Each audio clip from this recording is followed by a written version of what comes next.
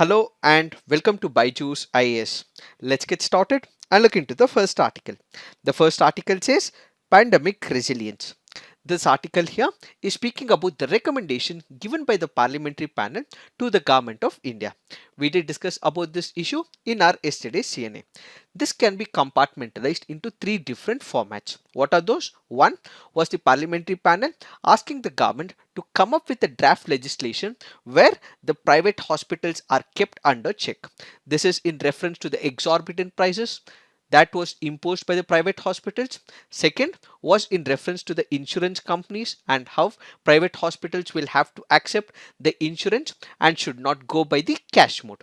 The third is in reference to the establishment of a separate wing in the National Disaster Management Authority in case there is any future exigencies with respect to a pandemic. All these issues were discussed in our yesterday's CNA.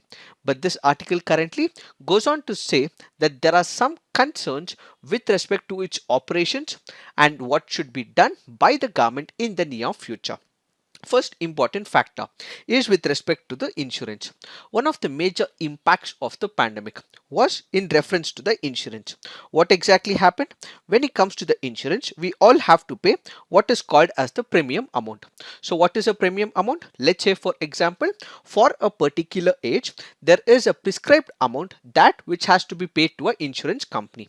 Let's say for example, if it is a one single person, it is costing about 10,000 as a premium. So this person will be provided a health insurance for a period of 1 year where his insured amount might be 3 lakhs or it might be 5 lakhs. So in case this person goes to the hospital and in case there are any operations conducted, the 5 lakhs will be paid by that insurance company. So the premium is the amount paid by an individual to that particular insurance company. So what happens in the present scenario? This article currently goes on to say after the pandemic was hit, we have the senior citizens who had to pay more premium, says this article, and as a result the government should have kept a vigilant eyes when it comes to the premium. We also have what is called as the IRDAI guidelines. What are these guidelines? These are the insurance guidelines. According to the guidelines given in March, it goes on to say that the minimum entry age is 18 for the insurance premium to be paid and the maximum age at entry is 65. The article in this particular case goes on to say what about senior citizens who want to join after 65 years of age.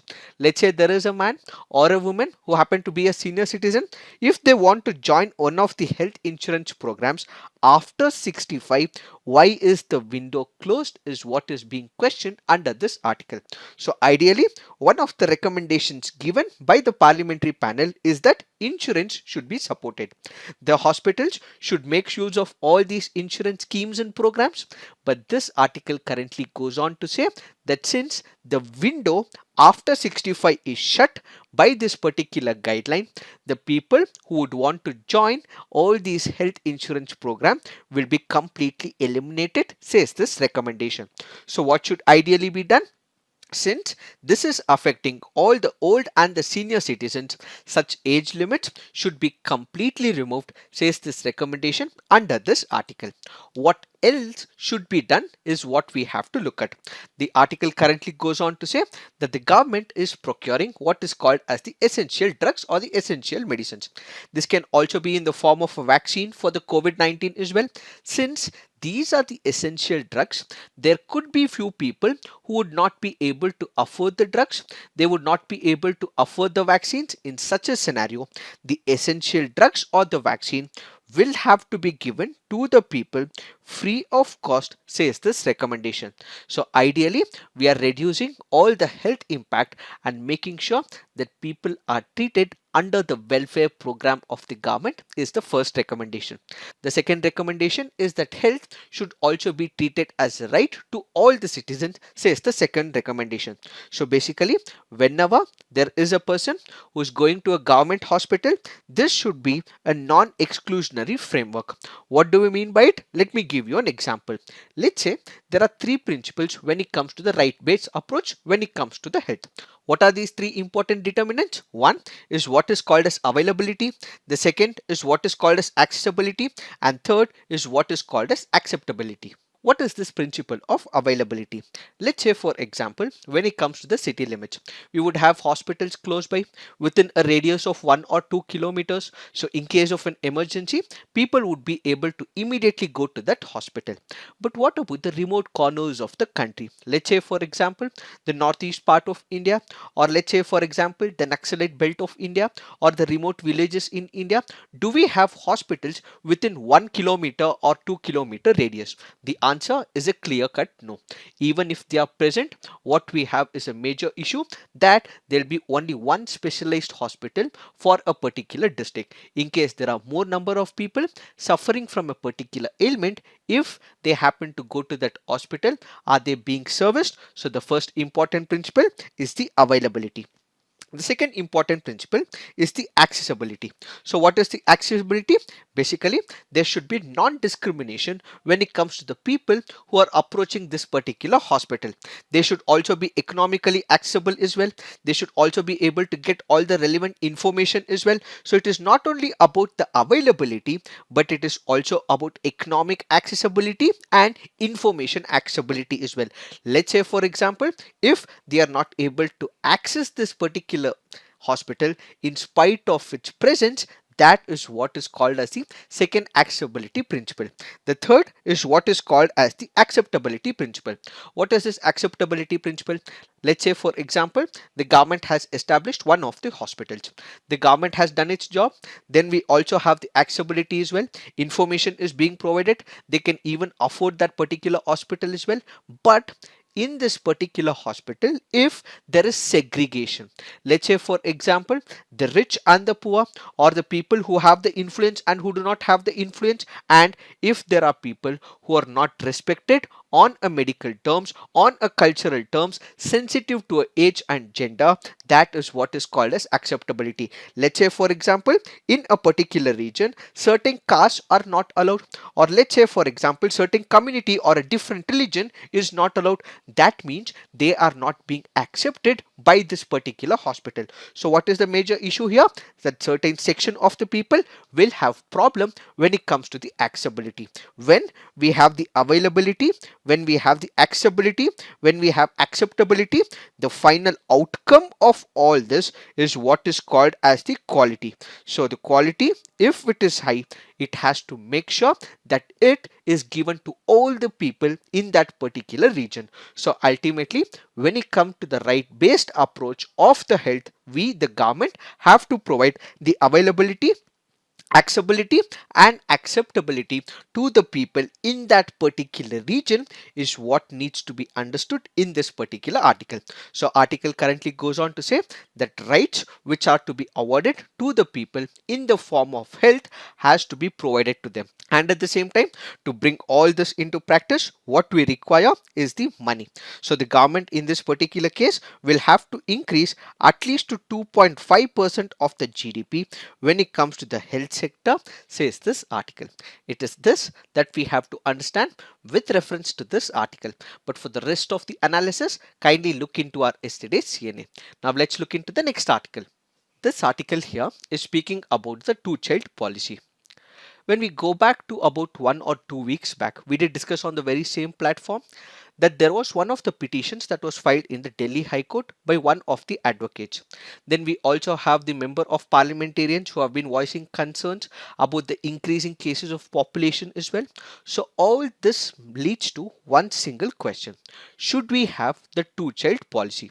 We did discuss when the petition was filed in the Delhi High Court, the government also came up with its declaration as well. What was the declaration given by the government? The government went on to say that India is a signatory to the International Conference on Population and Development Declaration, which means that according to this particular declaration, there should be no coercion that which has to be enforced on the couple. So ideally, couple on their own, on an independent basis, should decide what should be the number of children that they would be having. In case there is any coercion enforced by the state, that means they are violating this particular declaration made by India, and at the same time it also means there might be consequences to this particular issue. The government in this particular case had clarified to the Delhi High Court that it is not planning to come up with any two-child policy in that particular notification. What we have to understand in the present scenario is that the National Family Health Survey has also given an evidence that there are people both in the rural area and in the urban area who are now using contraceptives, and this has ultimately meant that the two child policy should not be enforced. Why? Because people on their own are making sure that they are educated and ultimately making a choice of two child.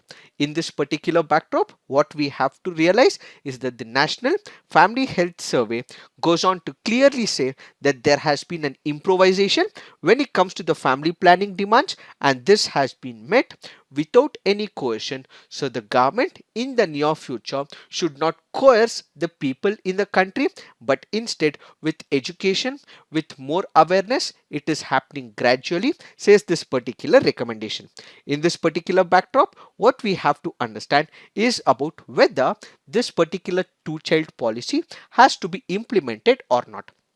First, let us look at some of the arguments which says yes, we have to have two child policy. When it comes to India, resource and total area of the country are very limited. The population is increasing every single day as well. It is said that we will also beat China when it comes to the population. 1 in nearly 7 would be from India as well. Since India is a very huge country in terms of population, we have very limited resource. We also have unemployment crisis which is increasing, and we also have problems when it comes to India in terms of regionalism. One of the important aspects of regionalism or son of the soil approach is because of fight for the resources. It is usually said that people from the north enter Maharashtra where there is son of the soil approach, or let's say for example they enter the southern part of India which also has few places of son of the soil approach, because there is dearth in the northern part of India, because there are resources crunch in the northern part of India. As they move to the southern part of India where resources are already under crunch, this could lead to what is called as animosity between certain groups in India. So the first major factor is that because we have the resource crunch, this might also lead to regionalism and animosity and brewing of hatred between one set of people to another. This one just call that which has been discussed under the resource crunch. The second major problem is with respect to the subsidy. Let's say for example, more the poor, more the poverty, the government will also have to subsidize major schemes in the country as well. Let's say for example, with respect to the LPGs, or let's say for example the farming sector, or let's say for example the railway sector, or let's say for example the fertilizers. Most of these sectors where there are poor who are concentrated, in this particular case, if more number of people fall under the bracket of poverty, the subsidies that which the government has to give will increase over a period of time. This eventually means that the fiscal policy will have to be rechanged, and this will also mean that we will have a fiscal health which will be disturbed. Finally, natural resources like air, water, land will also be subjected to over exploitation because of overpopulation. So these are some of the questions that which says that two child policy will have to be enforced in India. This is what the argument stands for. But there is another set of arguments as well which clearly goes on to say the two-child policy should not be imposed or coerced. One such important one, because we are the signatories of the International Conference on Population and Developmental Declaration, if India is imposing a two-child norm, it means we are violating one of the international conventions. The second important factor is that a legal restriction on two children also means that couple will be forced to have sex selective abortions. Why? India is a patriarchal society. There is very likelihood that they always want a male child. This is of course changing, which is very important, which is what should be the ideal go for the couple. But unfortunately, in the remote pockets and also in some of the orthodox families, there is still preference for the male baby, and as a result what we can also have is the sex selective abortions. A significant proportion of the rural women also may go through abortions as well in this particular backdrop, which can also lead to death of the women and also that of the baby. So ideally it is for the couple to decide whether they want to stick to the two child policy, and the state has no such right to enforce it on the couple is the first argument. The second argument is by interfering with the birth rate, what we will also have is the negative population growth. Let's say for example, China had come up with what is called as the one child policy, and now what has China done? China had removed that particular policy.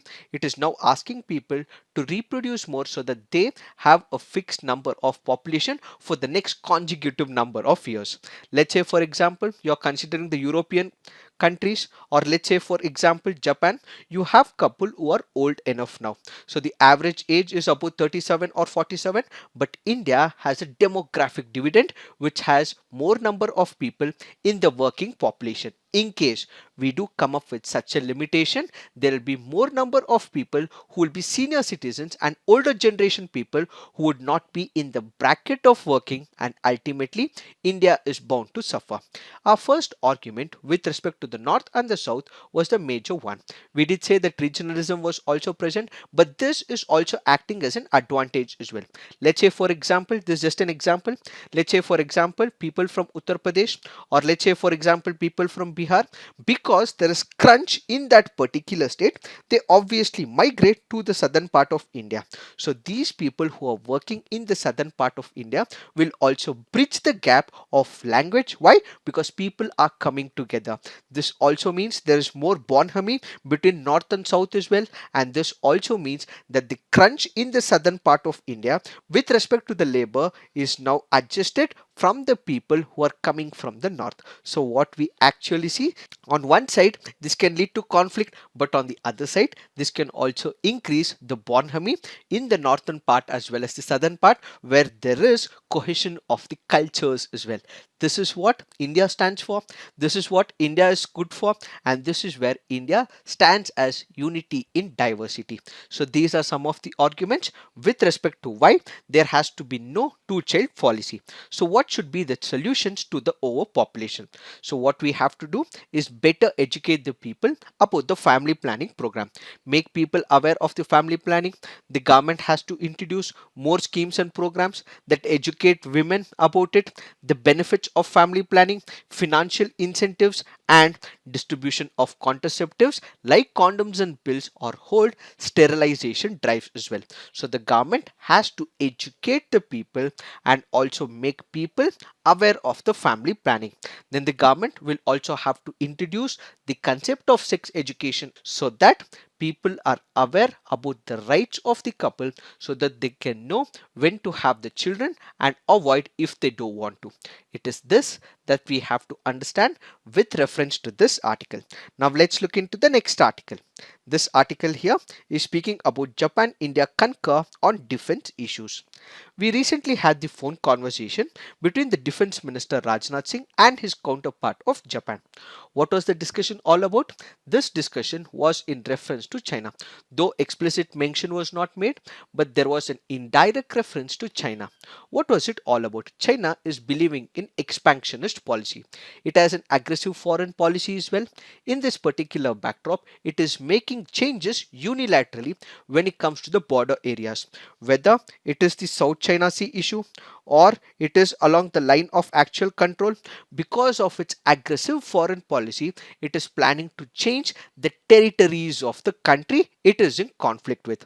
So as a result, what the defense ministers of both the country have done is they have opposed all attempts to unilaterally change the status quo by coercion, and they have also strongly endorsed the restoration of the line of actual control status in the Ladakh sector as well. They also agreed to vigorously promote defense cooperation and also hold exchange for the free and open Indo-Pacific region.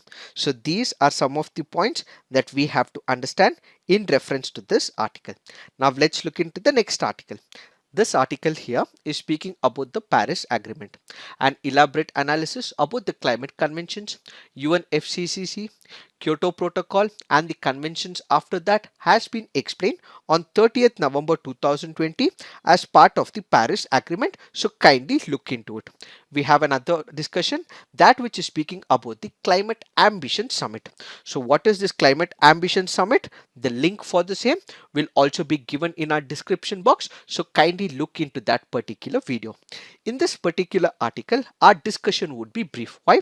One, we have covered in the first video, and we have also covered about the Climate Ambition Summit as well. Our focus today will be brief, where the author goes on to say that it is not only the responsibility of the government to tackle the climate change, but this will require the cooperation from multiple segments within the society. So what is it all about? It is not only the government, but this will also require the industry's cooperation, people's cooperation, civil society, as well as other NGOs who are working to tackle the menace of the climate change. So what should happen in the near future? Apart from the global cooperation, what we also require is the regional cooperation, national contribution, local contribution, individual recovery plans, which needs to be structured so that we can build the climate for the tomorrow. It is not only about good global policies, but it is also about individual contributions at a smaller level. So we, as the citizens of the global community today, we owe our responsibility to the future generation as well. So all that we can do is make sure that we save the earth and present the same as we were given to the future generation. So with an agenda to make sure that we have carbon neutrality, the world should mobilize the best scientists, business people, policy makers, academics, civil society actors and citizens to protect together much beyond our region, much beyond our countries, but to make sure that this planet blue is saved, says the author. But kindly remember, with respect to the Paris Agreement and also with respect to the Climate Ambition Summit, we have had the discussion. The link will be provided. Now let's look into the next article. This article says mayhem in Nigeria. This is in reference to one of the terrorist organization called as Boko Haram. All that we have to know about this terrorist organization: what is their objective, what is their agenda, and what is that they are looking at, and what are their terrorist activities, has been explained in one of our videos, and the link for the same will also be provided in our description box. So kindly look into it. You do not have to go through this article, because whatever is required from the UPSC examination point of view is explained in that article. So we will be giving you the link. Now let's look into the next article. This article here is speaking about the Insolvency and Bankruptcy Code. So kindly remember, this particular article will be discussed in our economy this week. So the entire analysis with respect to this issue will be discussed on our economy this week. That will be uploaded in next week. So kindly wait for the video, because this will be a comprehensive one. Now let's look into some of the preliminary practice questions. With reference to Great Indian Bustard, which of the following statements is or correct?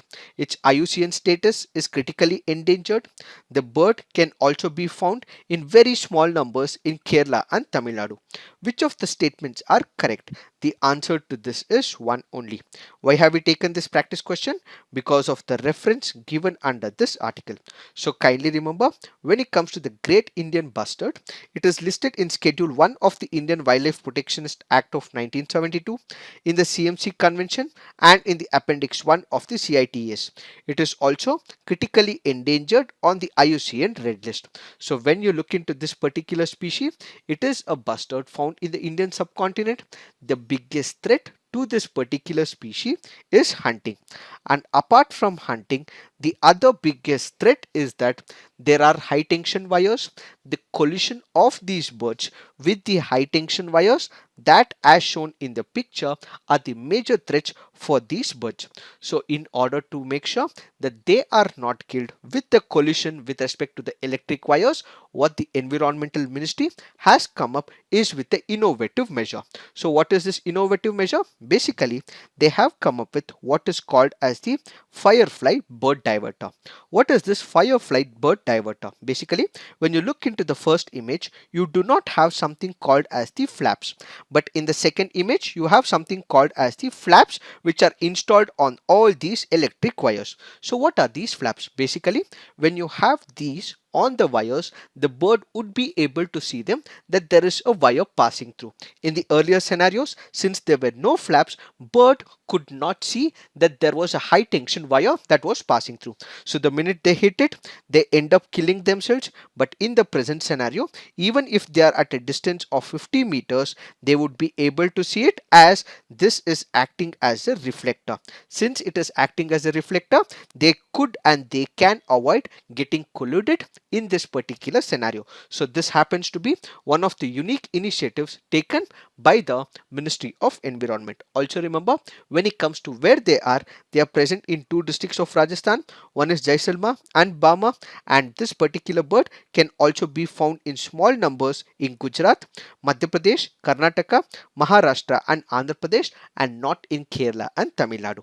Now let's look into the next practice question. Shettihalli Wildlife Sanctuary is in the state of, it is in the state of Karnataka. Now let's look into the next practice question. Which of the following tiger reserves are in Karnataka? Bandipur National Park and Tiger Reserve, Nagarhole National Park and Tiger Reserve, BRT Tiger Reserve, Kali Tiger Reserve, Bhadra Tiger Reserve.